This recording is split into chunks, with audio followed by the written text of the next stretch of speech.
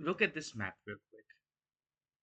If all 360 plus treaties the United States government did with the indigenous population, this will be the map of the United States. The yellow still belong to the United States government legally under the treaties, and the green land back to the indigenous population as they belong to as independent, sovereign foreign nations. Why do I say this? Because it looks like recently our Nazi king, Donald J. Trump, wants to take over Puerto Rico. A great excellent article by The Jacobin, written by Alberto Medina. Trump is launching a hostile takeover of Puerto Rican. Donald Trump dismissed 5 of the 7 members of Puerto Rico's Financial Oversight and Management Board last week. The move is part of a hostile takeover of the territory made possible by its corrupt neoliberal elites. On Monday, August 4th, Donald Trump dismissed 5 of the 7 members of Puerto Rico Financial Oversight and Management Board, or FOM for short. That entity, for all intents and purposes, governs Puerto Rico. The move likely signaled the start of a Trumpian takeover of the island that will only intensify austerity, poverty, and multifaceted crisis afflicted the oldest colony in the world. No one should shed a tear for the members of the board, or La Junta, as our people call it.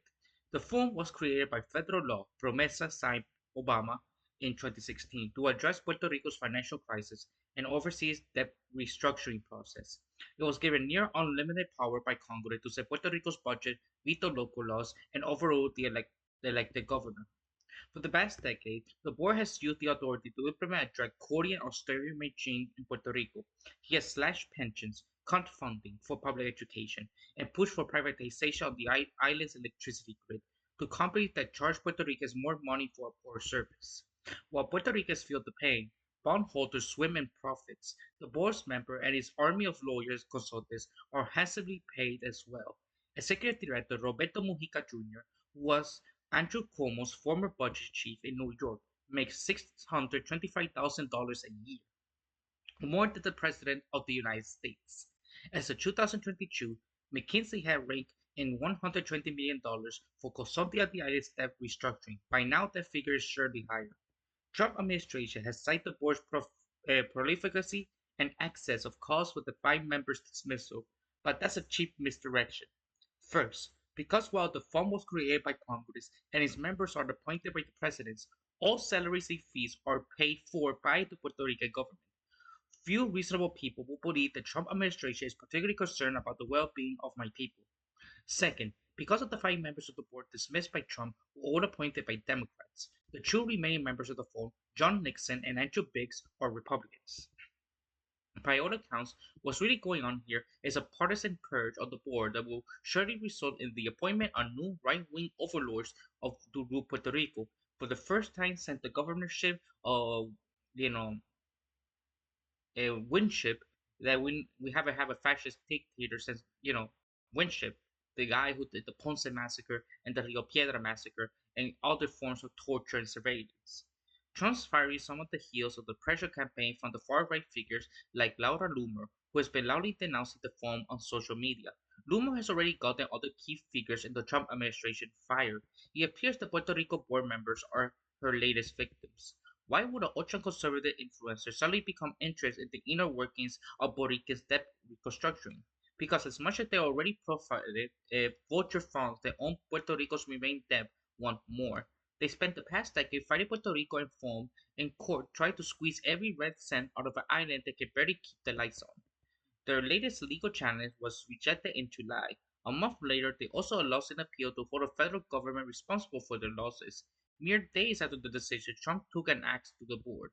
Already, the ferry has thrown a wrench in legal proceedings on the island's debt.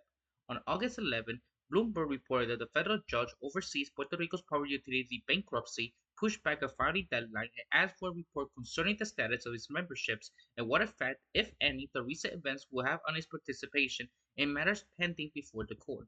We do not yet know who will replace the 5 dismissed member of FUM, and by Trump and the Republican Party, or I would like to call it nowadays the Nazi Monarchist Party of America, will get to handpick the new appointees. They will also certainly be even friendlier to the hedge funds that have already crippled Puerto Rico's finance and social fabric since the debt reconstruction began. We can now expect more austerity and vulnerability in a place that, by FOM's own admission, is experiencing a democratic debt spiral due to low birth rates and outmigration. But a board full of Trump acolytes may do far worse than give ball hunters a nice payday. The power of the purse will allow them to reshape Puerto Rican society. The firm might decide that the University of Puerto Rico is a den of diversity, equity, and inclusion, or DEI, wokeness, and demands circular changes before approving its budget. It can choose to deny funding to Puerto Rican agencies and programs not complying to Trump's English only policy. In short, Puerto Rico will become an ideological playground for the Trump administration, and its 3 million colonial subjects will be powerless to stop this. That colonial condition lies at the heart of Puerto Rico's precarity now. Why the island has an oversight board at all, and why it fell into debt crisis in the first place. In the best of times, the so-called Commonwealth, which in Spanish we don't even call it Commonwealth, we call it the Free Associated State, which sounds too much like an independent country. Its status as a colony has failed to produce prosperity in Puerto Rico, where 60% of the children live under the poverty line. In the worst of times, which may have yet to come, it leaves Puerto Rico at the mercy of hateful U.S. leaders who daily prove their disdain for Latinos in general and Puerto Ricans in particular. Like mentioned, Puerto Rico is is an island of garbage, and Donald Trump's father, who has discriminated actively against Puerto Ricans, and Donald Trump himself, who actively discriminated Puerto Ricans in the 70s and 80s. The only moral and meaningful solution to this undemocratic fiasco is the end of Puerto Rico's colonial status, and it's the only way it could feasibly end with sovereignty. In fact, last year, the United Nations had declared in agreement with Puerto Rican independence. Republicans sound rejectly as the statehood, which they could convince the result more Democratic members of Congress. Democrats, for their part, are both divided on statehood and show disinterest in expanding the massive political capital it would take to overcome Republican opposition. As with statehood for Washington, D.C., the notion that Puerto Rico statehood could get 60 votes in the Senate is a complete fantasy. By many American policymakers and citizens alike continue to indulge that fantasy and operate under the delusion that statehood is a realistic outcome. In doing so, they merely perpetuate Puerto Rico's colonial status and not too indirectly responsible for whoever their president, who Puerto Ricans cannot even vote for, is about to unleash on the island. Thankfully, the movement for Puerto Rican sovereignty is growing. In the 2024 election, more than 40% of the voters of the island backed either full independence or sovereignty in free association with the United States, a former independence in Puerto Rico and the United States, who maintain bilateral relations through negotiating combat. Puerto Rican megastar Bad Bunny, who called for a free Puerto Rico on NPR's Tiny Text program, is currently crooning his anti-statehood anthem, Lo que pasó en Hawaii, or What Happened to Hawaii, to saw out crowds during the historic residency in Puerto Rico. What will happen to Puerto Rico as President Trump digs his claws deeper into the island's colony? Surely nothing good, and his administration appointees will bear most of the blame.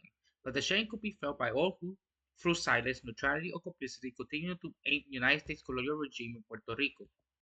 Only independence will save Borican and the Taino people from Nazism, or we now like to call it Trumpism, and from colonialism more generally. It's not too late for the people of everyone to believe in justice and democracy and support it, but for the hours growing later than time. And again, we need to revive the revolutionary spirit of anarchism on the island, just like what happened in the days of Luisa Capetillo.